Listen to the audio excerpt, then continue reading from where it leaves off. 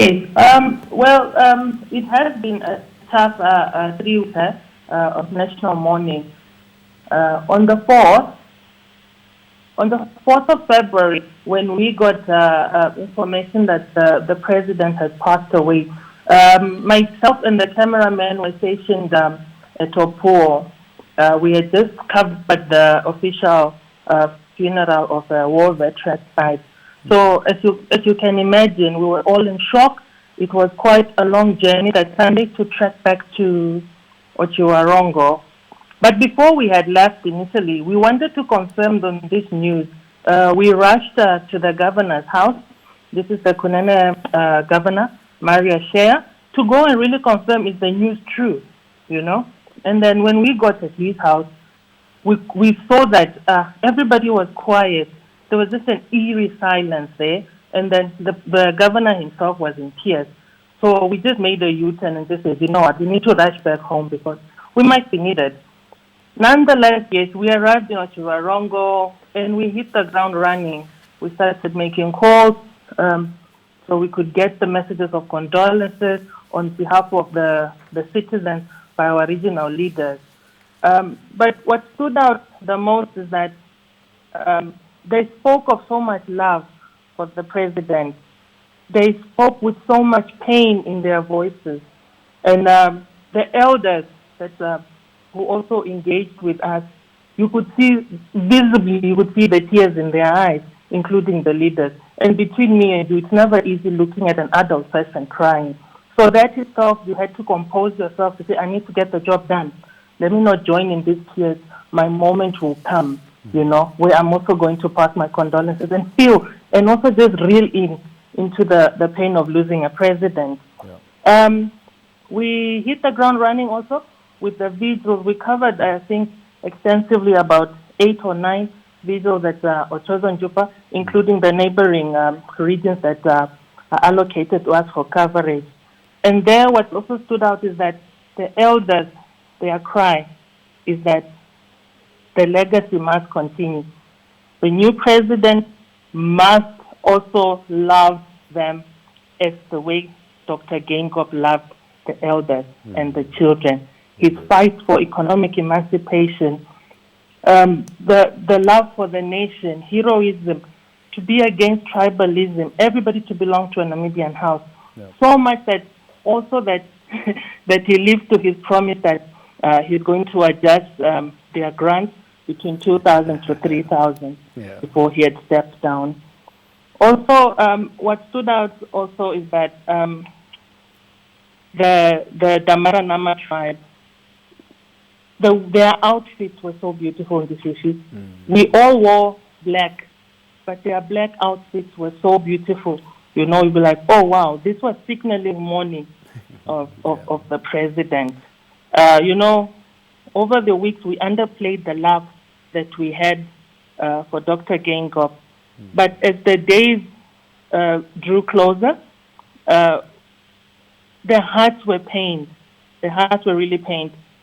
NBC did so much in terms of coverage, where I need to applaud myself and the colleagues, including the leadership of the DG and the seniors, that the coverage that NBC gave to the nation was befitting of a president. Everybody felt a sense of belonging. They felt like they were present and in the midst of Heroes Acre in Windhoek, wherever they were in the 4 corners of the country. You know, the leaders came in from different corners of the country, including international heads of state. Yep.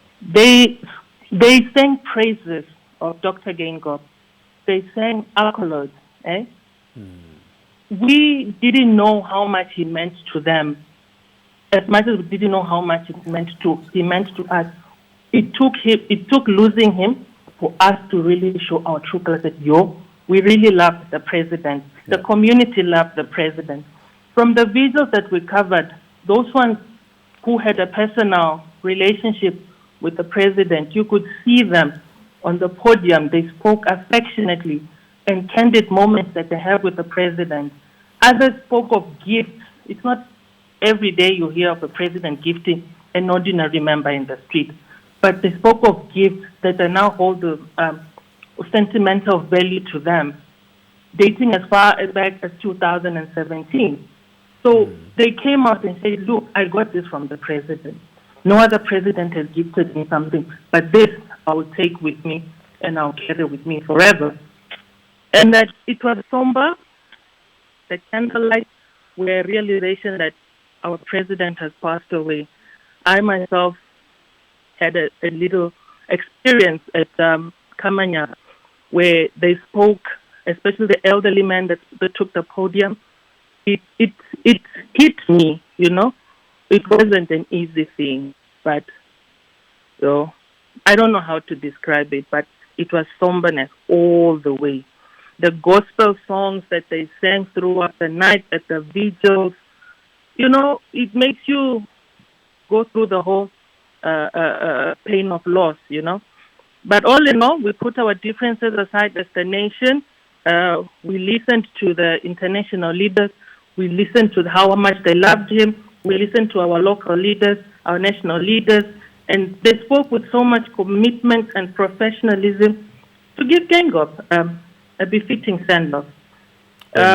What do I take from here is that we need to cherish the legacies of our leaders, the ones that liberated the nation.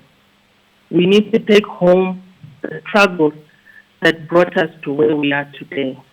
We need to love them. We need to show them flowers or give them flowers while they are alive. It mustn't take us losing another leader, another hero, to go and show this love. That's what I'm taking home. The smooth transition was also one of the things that many in the street spoke about. It would have been chaotic in other country, in another African country or wherever worldwide. But the smooth transition on that particular Sunday was something that we cherished, that goes to say that it's such a peaceful nation. Namibia is a home. As Hage Geingob said, it is home, and we have to love it. It's so pure. There was no anarchy. There was no chaos. The streets were quiet. We observed.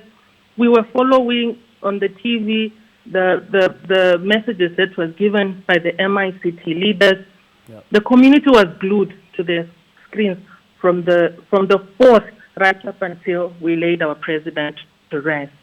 So I can applaud the nation for standing together, and as a team, for me belonging to a team that made history, that between me and you, that we got the viewers to look up the NBC brand as it was. We got them back. They love us. They are giving us flowers. Very much indeed. Faith, thank you so much for joining us.